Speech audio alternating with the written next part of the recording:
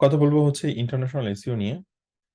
এবং international SEO হচ্ছে আপনার একটা ডোমেন, যে ডোমেনটা বিভিন্ন, এবং ডোমেন বলতে পারি অথবা কোম্পানি বলতে পারি।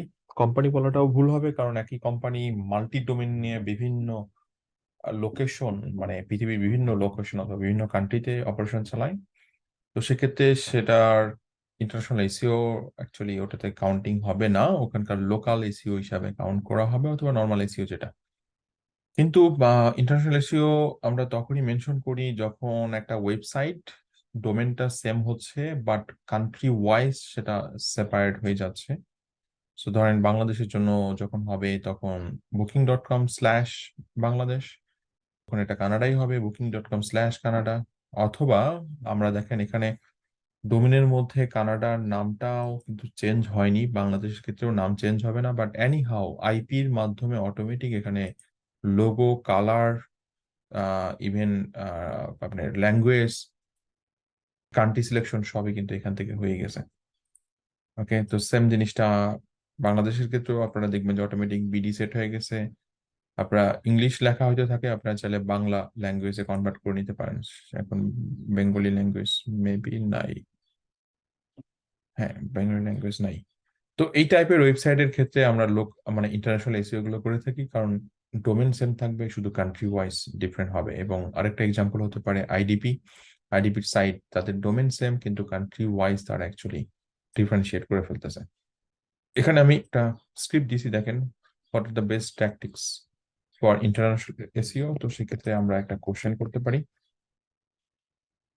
আমি এখানে টপিক দিয়ে দিলাম যে আপনার travel travel and booking business international SEO. Okay, এবং এখান থেকে আমরা একটু দেখি কি আসে। মাল্টিলিঙ্গুয়াল কিওয়ার্ড রিসার্চ, লোকালাইজেশন দিতে হবে, কান্ট্রি স্পেসিফিক ডোমেন আসতে হবে, international SEO friendly URL structure হতে হবে। ওকে, এই যেরকম এসরেপ ল্যাং ট্যাগ থাকতে হবে আপনার ওই পেজের মধ্যে।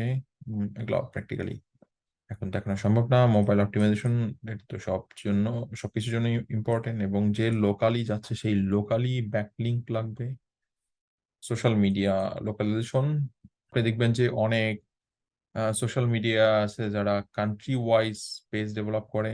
সো ধরেন উবার, উবার বাংলাদেশের জন্য একরকম, আপনার ইয়ার জন্য আরেক রকম, কিন্তু পেজ একটা থাকে উবারই, তাদের নাম একটাই, শুধু কান্ট্রি আপনার চেঞ্জ করা যায় অথবা চেঞ্জ করে নিতে হয়। এবং এটা ফেসবুকের একটা অপশন, এটাকে বলা হয় গ্লোবাল পেজ। তো গ্লোবাল পেজ অ্যাকচুয়ালি করাটা কঠিন, মানে নর্মাল ব্র্যান্ড পারবে না, যারা বড় ব্র্যান্ড যাদের মাল্টি কান্ট্রিতে লোকেশন আছে, সো তারা ফেসবুকের সাথে রিকোয়েস্ট করে সেটা করে নিতে পারে। সো এটাই লোকালাইজেশন।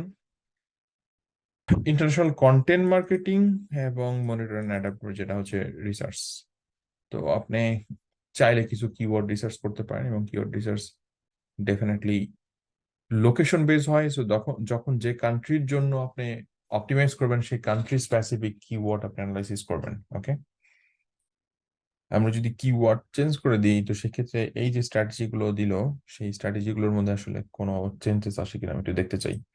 তো এক্ষেত্রে আমি চেঞ্জ করে দিলাম কিওয়ার্ডটা ফর টপিক ই কমার্স।